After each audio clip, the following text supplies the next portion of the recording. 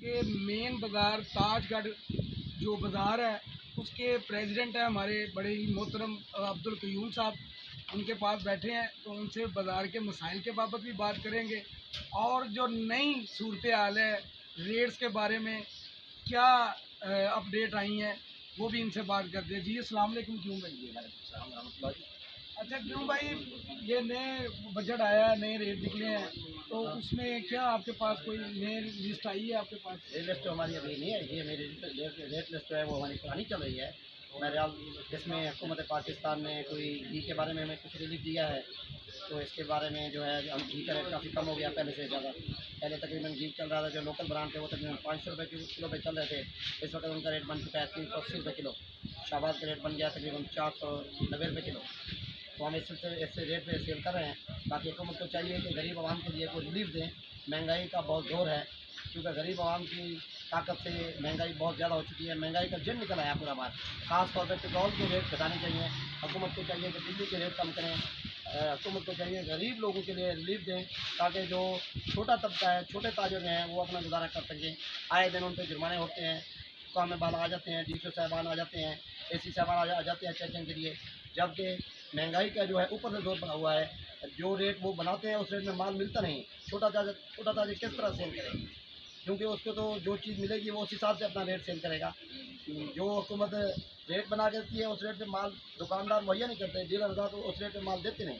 बाकी हमारी नादरीन, जैसा कि आपने सुना कि भाई ने बताया है कि जो मंडियों में रेट होते हैं उस मंडी के मुताबिक आगे परचून वाले जो ताजर, छोटे तबके के जो ताजर हैं, उनकी वो रेट लिस्ट के मुताबिक अगर वो सेल करेंगे तो उनको नुकसान होगा।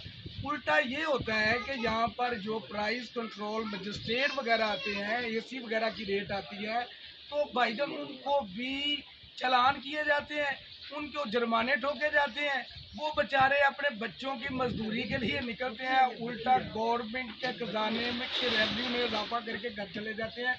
तो कयूम भाई का कहना है कि अब मेरी जो ताजर बरादरी है, हमारा जो हल्का बाब है, उनको रिलीफ दिया जाए। तो हम कयूम भाई से पूछेंगे कि ये बाज़ार के जो मसाइल हैं इस बाबत कभी आपके बाज़ार में कोई सफाई सुथराई नहीं नज़र आ रही, कोई टॉप स्टाइल नहीं नज़र आ रही, इस बाबत बताइएगा।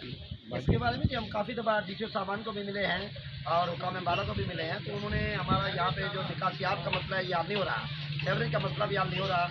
यहाँ हमारे पीने के लिए साफ़ पानी के लिए एक फिल्ट्रेशन प्लांट लगाया था उन्होंने, जो अभी तक नाकारा हो चुका है, जो नहीं चला, जो ना चलने के बराबर है। बाकी बाज़ार में सफाई सुथराई का इतना बेहतर इंतजाम भी नहीं है।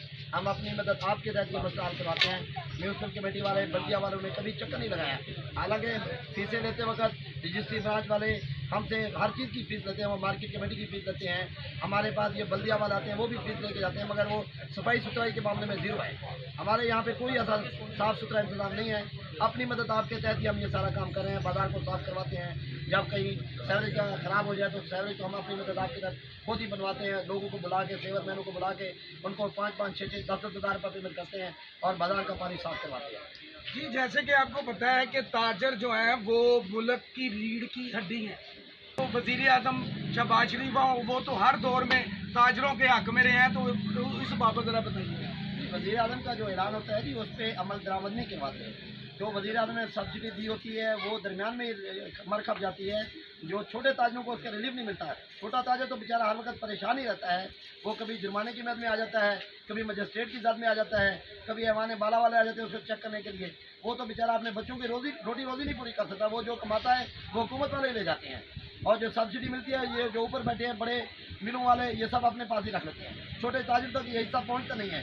बिजली में हम टैक्स अदा करते हैं, मार्केट फीस अदा करते हैं, बल्दिया कमेटी को हम देते हैं। अगर कोई हम प्रॉपर्टी लें तो उस पर टैक्स अदा करते हैं, मगर हमारा टैक्स जो है वो हमें रिटर्न होकर मिला नहीं जाता वापस। हम तो टैक्स ले लेते हैं मगर हमें उसका कोई मफाद नहीं दिया जाता। तो मेरी हकाम बाला से ये अपील है वज़ीर आज़म पाकिस्तान से, वज़ीर आला पंजाब से, कि महंगाई को कंट्रोल किया जाए और जितना हो सकता है छोटे तबकों को ये रिलीफ दें, ताकि गरीब आदमी जो अपने बच्चों का पेट पाल सके। रोटी रोजी बहुत मुश्किल है इस दौर में, महंगाई का तूफान जो है वो आवाम के सर चढ़ा हुआ है। खुदकशियाँ हो रही हैं, मुल्क में वारदातें हो रही हैं, आए दिन डाकाजनी हो रही है, वारदातें हो रही हैं, राजनी हो रही हैं। ये सब चीज़ें जो है मुल्क में काम ना होने के बराबर है। हुकूमत को चाहिए कि रोज़गार मुहैया करे गरीब लोगों के लिए, यहाँ पे कोई फैक्ट्रियाँ लगाए ताकि गरीब लोग जो है वो वहाँ पे जाके अपना काम कर सकें और अपने बच्चों का पेट पाल सकें। जी, जैसा कि सदर साहब ने बड़ी बड़ी प्यारी बात की है, बड़ी गुफ्तगू की है, बड़ी अच्छी बातें की हैं और अपील भी की है गवर्नमेंट से